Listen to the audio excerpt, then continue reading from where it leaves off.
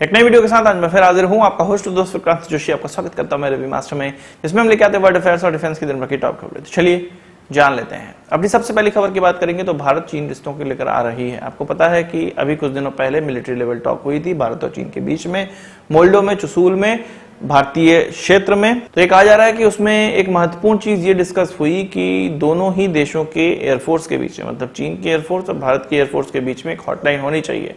इसमें यह डिस्कशन हुआ कि 25 जुलाई को ऐसा कंडीशन आ गया था जो कि एस्केलेट हो सकती थी और भविष्य में ऐसे एस्केलेशन हो सकते हैं जो कि एयरफोर्स के माध्यम से होंगे। और इस चीज को रोकने के लिए चीन के द्वारा यह कहा जा रहा है कि हॉटलाइन होनी चाहिए दोनों ही देशों के बीच में, ताकि जितने भी मनमुटाव हैं उनको तुरंत आसानी से सुलझा लिए जाएं। ये चीज बताता है कि चीन हमारे रिस्पॉन्स से कितना डरा हुआ है या कितना ज्यादा सरप्राइज्ड हो गया है। कहा यह जा रहा है कि हमारे मिराज 2000 इतना जल्दी उस लोकेशन पे पहुंचे जहां पर चीन के द्वारा इंट्रूजन करने का प्रयास किया जा रहा था कि चीन को ऐसा लग रहा है या उनके एक्सपेक्टेशन से बियॉन्ड ये रिस्पांस था और उनको ऐसा लग रहा है कि अगर इस तरह की चीज भविष्य में होती है तो भारत को एक मौका मिल जाएगा इस चीज को आगे बढ़ाने का और भारतीय एयरफोर्स उन पर भारी पड़ सकती है। इसलिए वो ये चाहते हैं कि एक हॉटलाइन हो जहां पर हम तुरंत मामला सुलझा लें।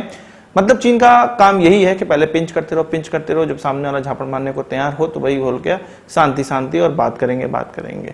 तो उसी प्रकार की रणनीति पर चीन चल रहा है। यह भी कहा जा रहा है कि एयरफोर्स की तरफ से इस मीटिंग में, इस बार की मिलिट्री लेवल टॉक में एयर कमोडोर रैंक के हमारे ऑफिसर वहां पे भाग लिए थे और आगे चल के भविष्य में एयर मार्शल लेवल के हमारे जो अधिकारी हैं एयरफोर्स के, वो इस बातचीत में भाग ले सकते हैं। पर यह कंफर्म हो गया है कि आगे चल के भारतीय एयरफोर्स और भारतीय आर्मी दोनों के ही हाई ऑफिशियल्स भाग लेंगे बातचीत में और सेम चीज चीन के द्वारा भी की जाएगी। यानी कि अब ये जो थल सेना की लड़ाई थी वो वायु सेना में ट्रांसफर होती चली जा रही है। बात भारत चीन रिश्तों की ही चली है तो आपको पता होगा कि श्रीलंका में चीन के द्वारा अपना स्पाई वेसल या आप कह सकते हैं सैटेलाइट ट्रैकिंग वेसल भेजा जा रहा था, जिसकी आने की तिथि को डिफर किया जाने के लिए श्रीलंका ने चीन से कहा है और चीन के राजदूत के द्वारा श्रीलंका के राष्ट्रपति से बात भी हुई थी, पर इसका कोई निष्कर्ष नहीं निकला और इसको डिफर करने की बात ही निकल कर आ रही है। अब चीन ने इस पर भारत को यह कहा है कि भारत इस प्रकार की चीजें ना करे, श्रीलंका को किसी भी चीज के लिए दबाव ना दे। उन्होंने ये दोहराया कि चीन श्रीलंका के साथ जो मेलजोल रख रहा है, दोनों ही सोवरेन कंट्री है और एक दूसरे के साथ मेलजोल रख सकते हैं और दूसरे का कोऑपरेशन कर सकते हैं। भारत को उसमें बीच में नहीं आना चाहिए। चीन ने फिर ये कहा कि ये जो इंडियन ओशन का इलाका है ये खनिज संपदा से परिपूर्ण है, यहाँ पर कई इस प्रकार के एक्सपेरिमेंटल शिप घूम सकते हैं और वो फ्रीडम ऑफ नेविगेशन को प्रमोट करते हैं। इसलिए भारत को किसी भी प्रकार का चीन के वेसल आने पर विरोध नहीं करना चाहिए। जब चीन फ्रीडम ऑफ नेविगेशन की बात करता है तो ये इससे बड़ा कॉन्ट्राडिक्टरी चीज कुछ नहीं हो सकती है। वो साउथ चाइना सी में तो किसी भी शिप को घुसने नहीं देना चाहते हैं, पर वहीं इंडियन ओशन में श्रीलंका के आसपास, भारत के आसपास अपने स्पाई वेसल्स भेजते हैं, अपने रिसर्च वेसल्स भेजते हैं, अपने ऐसे वेसल भेजते हैं जो कि इस क्षेत्र के खनिज संपदा को एक्सप्लॉइट करने का प्रयास करते हैं और साथ ही साथ भारत के सदर्न पार्ट पे जासूसी करने का भी प्रयास करते हैं। अब बात कर लेते हैं भारत और श्रीलंका के रिश्तों की। आपको पता है कि श्रीलंका बैंक्रप्सी की तरफ बढ़ चुका है या बैंक्रप्ट हो चुका है। वहीं वहां पर जो फ्यूल की उपलब्धि है वो बहुत ज्यादा परेशानी वाली हो चुकी है। भारत वहां फ्यूल उपलब्ध तो करा रहा है पर लोकल जनता तक फ्यूल जल्दी पहुंच नहीं पा रहा है। इस चीज को, इस किल्लत को खत्म करने के लिए लंका इंडियन ऑयल कॉर्पोरेशन, यानी कि भारतीय जो इंडियन ऑयल कॉर्पोरेशन है उसकी श्रीलंका में एक ब्रांच है, सब्सिडरी है, जिसको कि लंका इंडियन ऑयल कॉर्पोरेशन कहा जाता है। उसके द्वारा 50 और रिफिलिंग सेंटर खोले जा रहे हैं। इससे पहले 216 रिफिलिंग सेंटर पूरे देश में उनके पास हैं।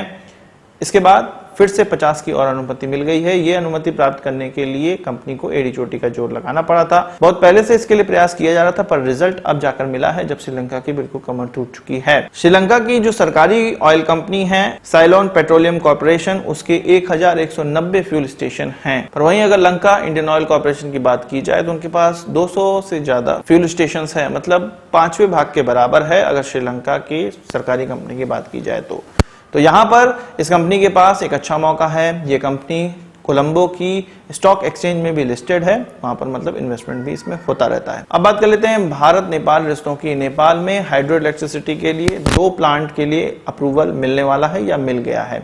इन्वेस्टमेंट कमेटी की एक मीटिंग हुई थी नेपाल के अंदर, जहां पर ये डिसाइड किया गया कि एनएचपीसी को जो 1200 मेगावाट का जो कि भारतीय कंपनी है, नेपाल में हाइड्रो इलेक्ट्रिसिटी प्लांट लगाने के लिए अनुमति दे दी जा रही है। इसमें 2 प्लांट लगेंगे, एक 750 मेगावाट का वेस्ट सेती स्टोरेज हाइड्रो पावर प्रोजेक्ट, इसके अलावा 450 मेगावाट का सेती रिवर 6 हाइड्रो पावर प्रोजेक्ट जो कि सुदूर पश्चिम प्रोविंस में है। ये नेपाल का वेस्टर्न मोस्ट पार्ट है, जहां पर ये जो रिवर है सेती रिवर वो वहां से निकलती है, तो वहीं पर इस हाइड्रो प्रोजेक्ट को लगाने की बात चल रही है।